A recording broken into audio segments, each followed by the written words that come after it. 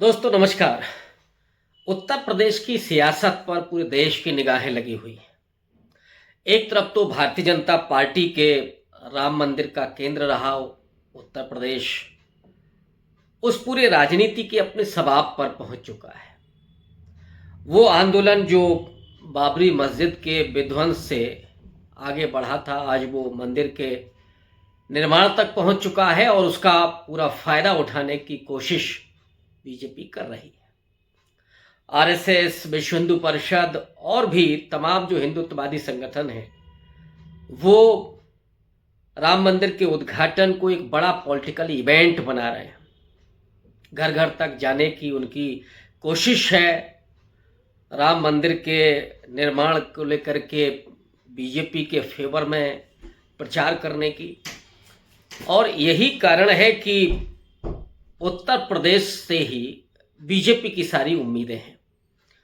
क्योंकि महाराष्ट्र में जहां पे एनसीपी, कांग्रेस और उद्धव ठाकरे, शिवसेना, इनका बड़ा मजबूत गठबंधन है। बिहार में आरजेडी, जेडीयू और कांग्रेस, वामपंथी दलों की बड़ी चुनौती बीजेपी को मिल रही है। बंगाल में ममता बनर्जी पिछले प्रदर्शन को नहीं दोहराने देंगी बीजेपी को, ये भी बिल्कुल तय है।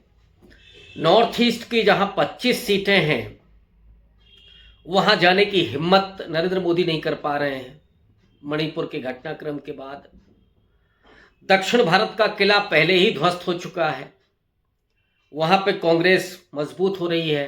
पहले तेलंगाना, पहले कर्नाटक उसने जीता, फिर तेलंगाना जीता, अब आंध्र प्रदेश में भी उसके पास जगनमोहन रेड्डी की बहन आ चुकी हैं। तो जाहिर तौर पर आंध्र प्रदेश में भी अपने खोए हुए जनाधार को वापस लाने की कोशिश कांग्रेस पार्टी करेगी। और जो बीजेपी का स्टेक था दक्षिण भारत में, भले ही इस समय तमिलनाडु पर निगाहें हों नरेंद्र मोदी की, वो सेंगोल की स्थापना के समय भी जो पुजारी बुलाए गए थे, पुरोहित बुलाए गए थे, वो भी तमिलनाडु से आए थे।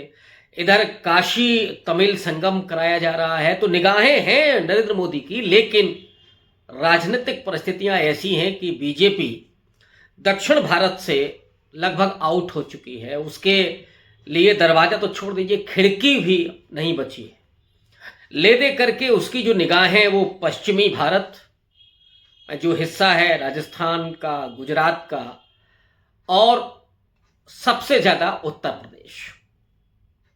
जाहिर तौर पर मध्य प्रदेश में, राजस्थान में, छत्तीसगढ़ में पिछला जो प्रदर्शन था बीजेपी का, वो मैक्सिमम था एक तरह से।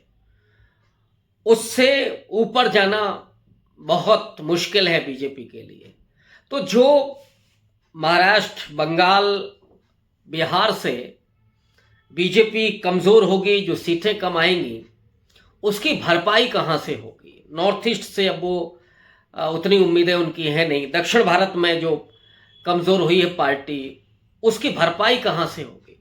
उसके लिए उत्तर प्रदेश को उन्होंने अपना लक्ष्य बनाया है। 80 लोकसभा सीटें हैं, सबसे बड़ा सूबा है, और पिछले दफा 62 सीटें उनको मिली थी। तो अभी 18 सीटें ऐसी हैं कि जहां पे बीजेपी की निगाहें लग गई हैं। 62 तो ये हैं, 18 और तो मिशन 80 पर वो काम कर रहे हैं। और बहुत सारे लोगों का ये कहना है कि बीजेपी ने 75 सीटों की उम्मीद उत्तर प्रदेश में देखी है और उसके लिए वो लगातार काम कर रही है। और इसीलिए जो राम मंदिर का सेलिब्रेशन है, उसे वो लेकर के बहुत एग्रेसिवली कैंपेन चला रहे हैं। लेकिन सबसे ज्यादा महत्वपूर्ण बीजेपी के लिए, या ये कहें कि आश्वस्त करने वाला, उत्तर प्रदेश इसलिए है क्योंकि यहां पर अलायंस, माने विपक्ष का जो अलायंस है, वो मजबूत नहीं हुआ है अभी तक। और मजबूत से ज्यादा आपस में कोई तालमेल तो छोड़ दीजिए, अविश्वास ज्यादा घर कर गया है। और हालात तो ये हो गए हैं कि इस समय जो सबसे बड़े मजबूत दल हैं उत्तर प्रदेश में, सपा और बासपा, जिनकी 3 दशक की अपनी राजनीतिक यात्रा रही है उत्तर प्रदेश में, वो दोनों ही पार्टियां एक दूसरे पर बयानबाजी कर रही हैं, पलटवार कर रही हैं, तीखे हमले कर रही हैं। और इस वजह से इंडिया अलायंस सख्ते में है। और इसके अलावा जो लोग लोकतंत्र को बचाने की लड़ाई लड़ रहे हैं, संविधान को संरक्षित देखना चाहते हैं, संवैधानिक मूल्यों को, संवैधानिक संस्थाओं को मजबूत देखना चाहते हैं, नागरिकता बोध को बचाए रखना चाहते हैं, उनकी चिंता सबसे ज्यादा है। और इसीलिए मन से तो वो यही चाहते हैं कि इंडिया अलायंस के भीतर सपा और भाजपा दोनों आ जाएं। लेकिन ये तल्खियां तब बढ़नी शुरू हुई जब पिछले जो बैठक हुई थी 19 दिसंबर को दिल्ली में, उसमें रामगोपाल यादव ने बीएसपी के बारे में एक तरह से अनअपेक्षित टिप्पणी उन्होंने कर दी। उन्हें कांग्रेस से पूछा कि आप बीएसपी के साथ अंदर खाने बात कर रहे हैं, अगर आप बीएसपी अलायंस में आती है तो फिर हम अलग हो जाएंगे। जब ये खबर बाहर आई तो मायावती ने पलटवार किया, हालांकि बहुत सधा हुआ पलटवार उन्होंने किया था। उन्होंने कहा कि जब कोई पार्टी है नहीं आपके अलायंस में तो फिर उसकी बात करने का किसी बैठक में क्या मतलब है, उस पर डिस्कस क्यों किया जा रहा है। और दूसरा, उन्होंने एक उम्मीद भी जाहिर की थी, उसमें थोड़ा चेतावनी मिश्रित उम्मीद वो थी। उसमें उन्होंने कहा था कि कब किसको किसकी जरूरत पड़ जाए ये कुछ कहा नहीं जा सकता। तो उसके बाद ये चर्चा होनी शुरू हो गई थी कि मायावती इंडिया अलायंस के साथ जाएंगे। इस बीच में पिछले अगर आप 2-3 दिनों को देखें तो तल्खियां ज्यादा बढ़ गई हैं।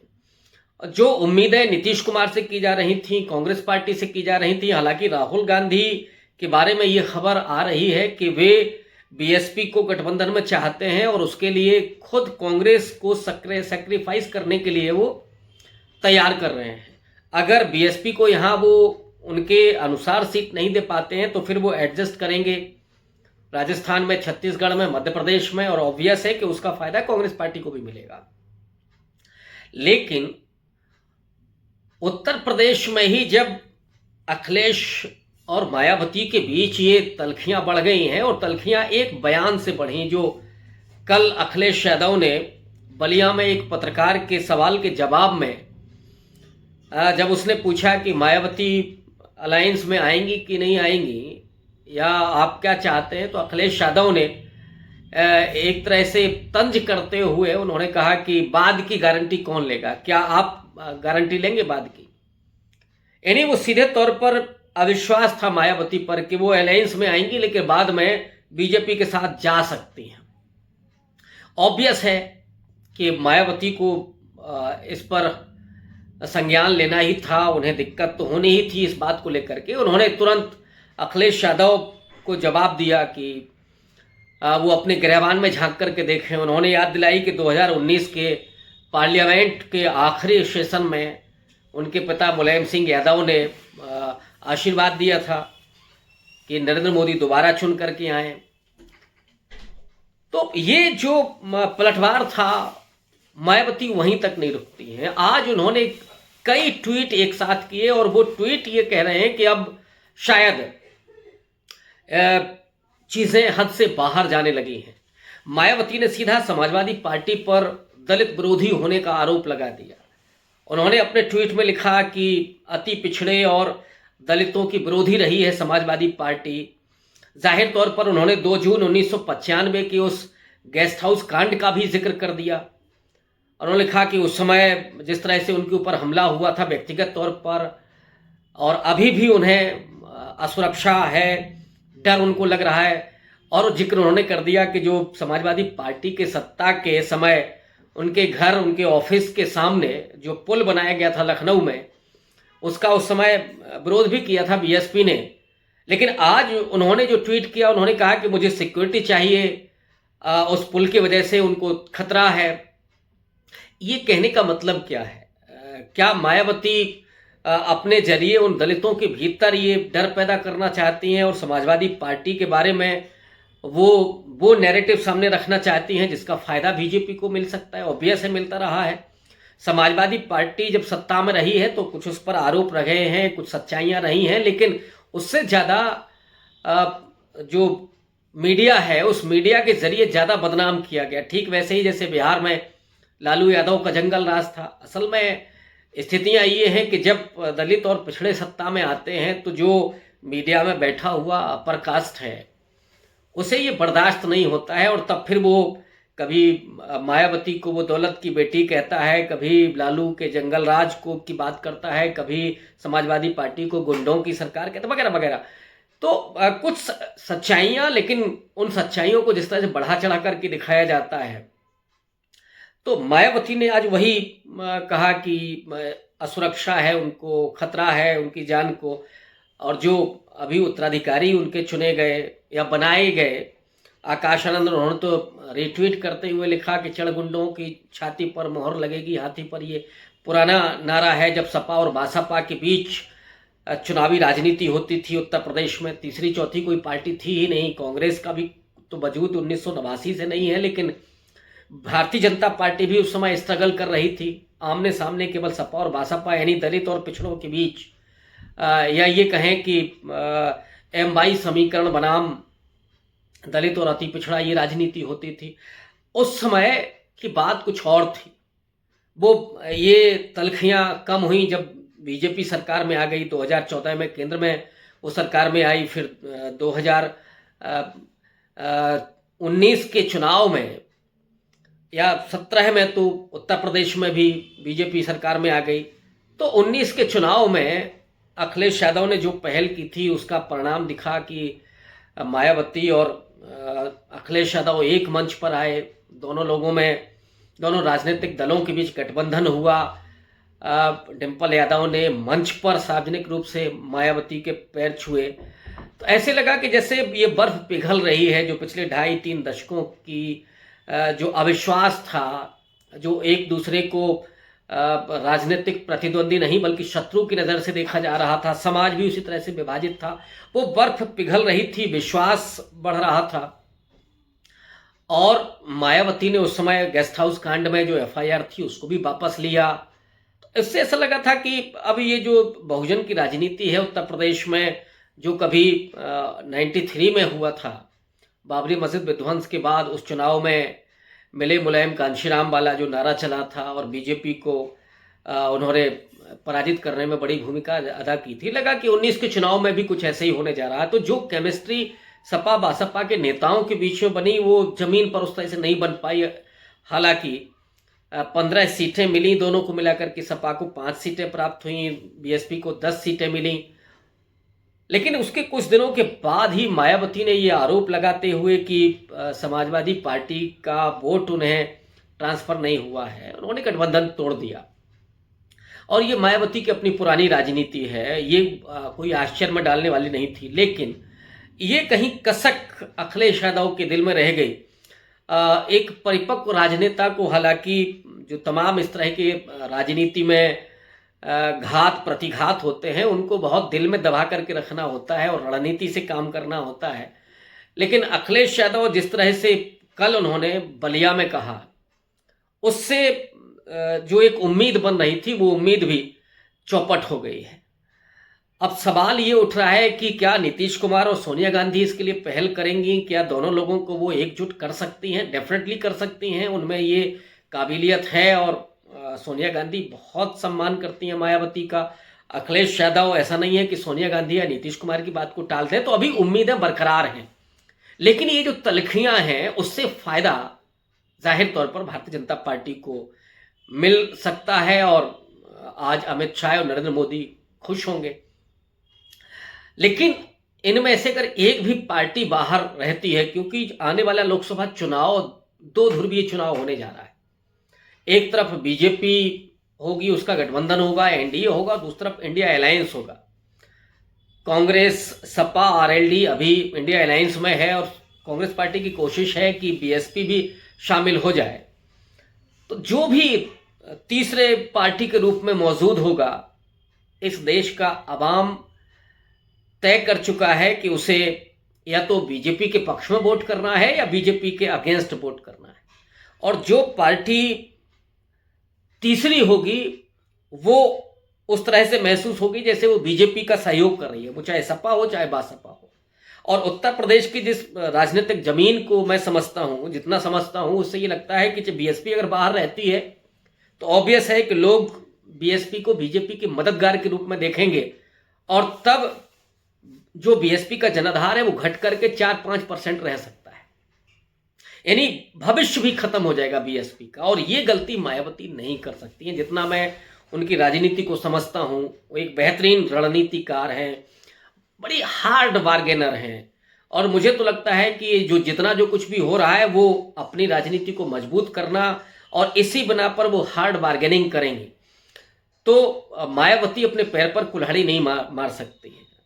अभी 27 उनकी निगाह में होगा, भतीजे को उन्होंने राष्ट्रीय अध्यक्ष बनाया है, ऑब्वियस है कि उसकी पॉलिटिकल करियर को लेकर के भी चिंतित होंगी, तो वो ये गलती नहीं कर सकती हैं। लेकिन बाय द वे अगर नहीं हो पाता है तो फिर बीएसपी का वजूद ही खतरे में पड़ेगा।